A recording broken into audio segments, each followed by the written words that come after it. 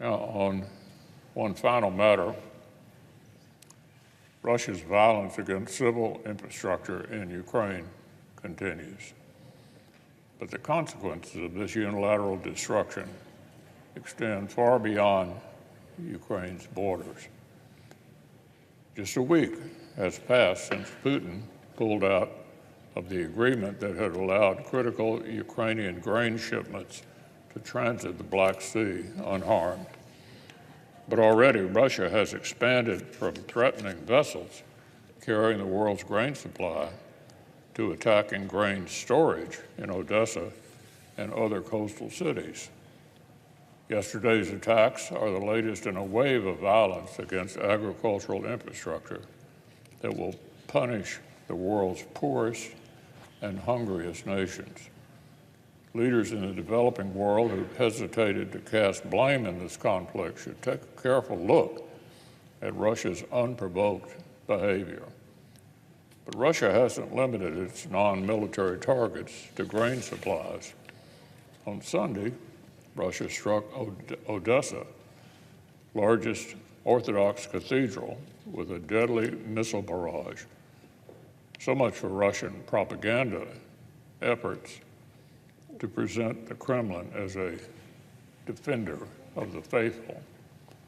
Of course, Putin, like his Soviet predecessors, has already done so much to corrupt and control the Russian Orthodox Church that we should not be surprised by his disrespect for religious institutions. So let's be very clear. A regime that exploits clerics as propagandists and agents of influence and destroys historic houses of worship is not a friend to believers. Now, as Ukraine's counteroffensive makes slow progress, the United States and our allies can be sure of a few things.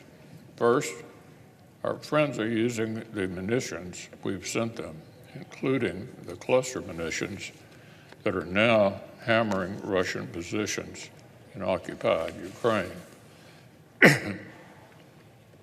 Second, at every step of the way, the Biden administration's indecision and inaction has meant certain key capabilities have arrived late to the battlefield.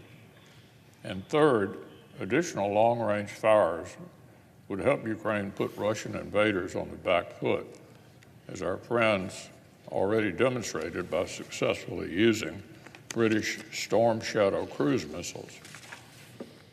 So the Biden administration needs to start moving at the speed of relevance,